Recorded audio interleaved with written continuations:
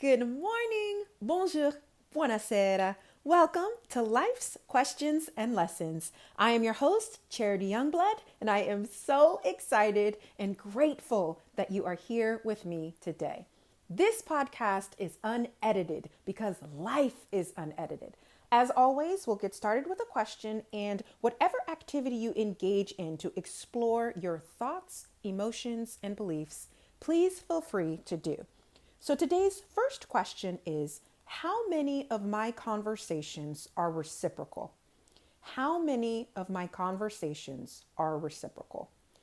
So I'm a part of a spirituality group. I'm pretty sure I've talked about this group on the podcast before, but it's a large group called Rose Gold Goddesses. So I think there's, 2,000 members or something like that.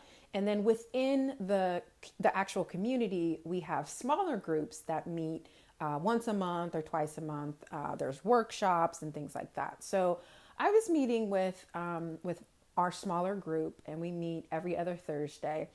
And we started having a conversation, and we always have really amazing conversations. We've all said that we feel like our souls knew each other before, because it's just the depth of connection that we have is really extraordinary.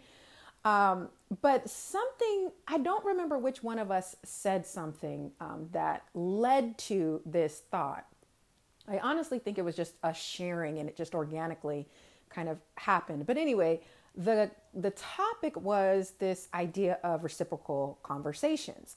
And I think I said something along the lines of, since I am such a good listener, which I know you probably don't know that as a listener because I'm talking on the podcast, but it's true, don't worry.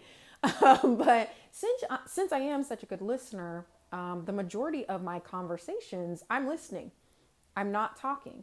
So my friends and my family and my close colleagues come to me for guidance, and they come to me because they know I'm going to ask them the right questions, because I do that very naturally, and provide alternative perspectives. And more importantly, and I will reiterate, I'm listening. So I'm really, when someone is speaking to me, I'm not doing anything else. I'm not texting, I'm not typing, I'm not thinking about the next thing I'm going to say. I'm literally 100% in that conversation. And so I was sharing that with our spirituality group, and the other two ladies were saying how much that resonates with them. Like, they're the go-to person for all of their family and all their friends and colleagues as well. And it made me think about the fact that, if the majority of my conversations aren't really conversations, where am I being heard? And so when you think about a reciprocal conversation, what I mean is it's a conversation between, let's say, two people. It doesn't really matter the amount of people, but someone is talking, someone's sharing, right? And then the next person talks and shares. And if you think about it as like a game of catch, someone's throwing the ball, someone catches the ball, and then that person throws the ball back, and that person, it's this exchange. And thinking about the types of conversations that I actually want to have, I realized that the large majority of my conversations are not reciprocal. And at first, I didn't really mind it. But as I'm doing kind of my own work in energy, and I'm probably the lesson that I'm kind of working on the most, even behind the scenes, is protecting my energy and realizing the things that actually drain my energy. It is very draining. If I think about during the day, during the week even, having conversations where I'm listening, because that actually takes energy, physical energy, to process what someone is telling me mentally, emotionally. I'm a very empathetic person. So if someone's sharing a story with me that's very heavy, that weighs on me. It's not like they're done with the story and I'm done with, whatever it is that they're talking about. Depending on what the topic is, it really stays with me. So I really wanted to provide that context and wanted to give you the opportunity to really think about this for yourself. If you're listening to this podcast, you are someone who really understands the value of personal growth and self-improvement.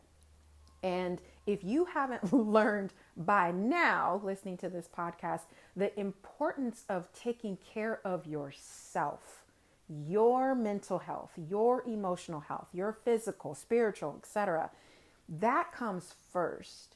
And it is very honorable to be there for all the people that we love, right? And all the people who need us. But understanding that if you're not being heard, if you take an entire, let's just take one day, let's not even look at a week, but if you take today, for example, and you think about the conversations where you're actually able to share, you're there to, share whatever it is that you're thinking, you're having that person ask you questions and really feel like this matters, like you matter. If that is zero, like if you're really exploring this question and you realize, wow, I don't think I ever have reciprocal conversations. I don't think I ever feel like someone is, or the other person that I'm speaking to is really listening to me.